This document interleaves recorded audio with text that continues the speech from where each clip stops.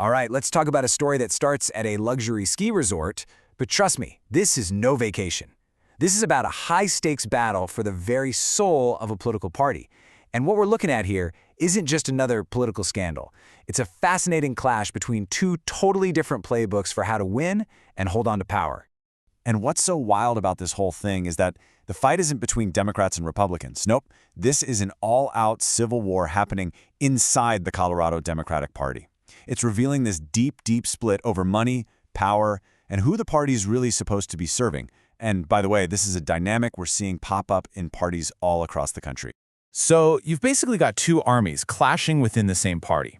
On one side, you have the pragmatic wing. They're backed by big business, and their whole motto is, let's just grow the economic pie for everyone.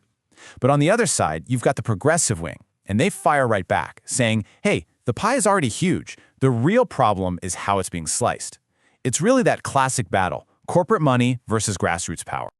Okay, so this simmering conflict just completely exploded into the open. Why? Because the establishment wing made a huge, unforced error. I mean, they created the perfect opening for their rivals, and it all revolves around a strategy we're going to call the dark money playbook. Let's get into the nitty-gritty.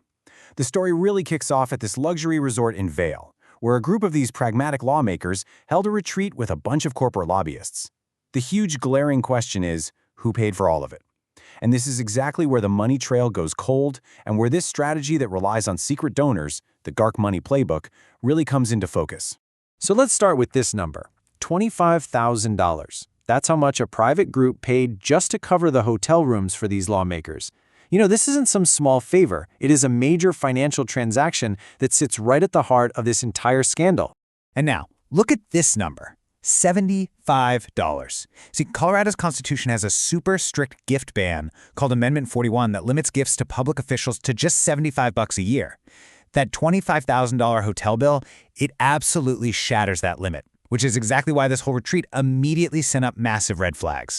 So who wrote the check? A group called One Main Street Colorado. And here's the key.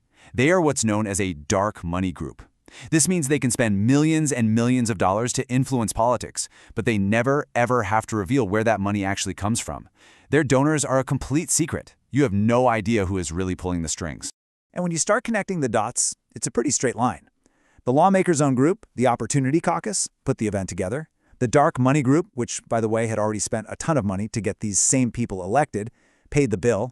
And who was there, mingling at the retreat? Lobbyists for huge corporations like Xcel Energy and Occidental Petroleum. It starts to look less like a policy discussion and a lot more like a transaction. Let's just walk through the timeline to see how this all went down. After the retreat in October, a watchdog group called Colorado Common Cause files formal ethics complaints. Almost immediately, the state's Independent Ethics Commission calls them non-frivolous, which is code for this is serious, and it triggers a full investigation. And here's the kicker. Colorado taxpayers are now footing the legal bill for the lawmakers' defense. So how did the establishment respond to being put under a formal ethics investigation? Well, not with a lot of humility. The caucus chair just dismissed the whole thing as a grotesque miscarriage of justice and political theater. You know, this kind of arrogant and defensive attitude was a massive strategic mistake because it created the perfect opening for a counterattack. So, and this is the crucial point, this scandal wasn't just a crisis for the establishment. For their progressive rivals, it was a golden opportunity. It was a chance to launch a full-on populist counteroffensive and completely rewrite the rules of the game. So how do you fight a political machine that's being bankrolled by huge corporate interests? You don't try to outspend them. I mean, that's a losing battle. You change the game entirely. And that is the progressive playbook. You bypass the old gatekeepers with grassroots fundraising, you use digital power, and you tell a completely different story. And listen, this isn't just some abstract theory. In a real primary race happening in Aurora, the Vail scandal has become the absolute centerpiece of the election. A challenger named Brianna Parsons, who's a Democratic socialist and a community organizer, is using the establishment's ties to dark money to fuel her own people-funded movement.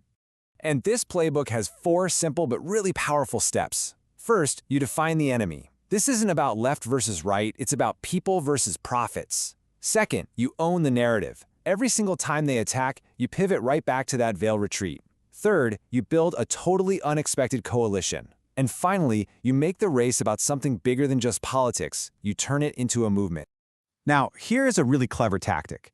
When the establishment attacks a progressive challenger, calling them a socialist or something, the playbook says you don't get defensive, you don't apologize, you actually embrace the label and use it to reframe the whole debate. You turn their attack into your core message about who they really work for.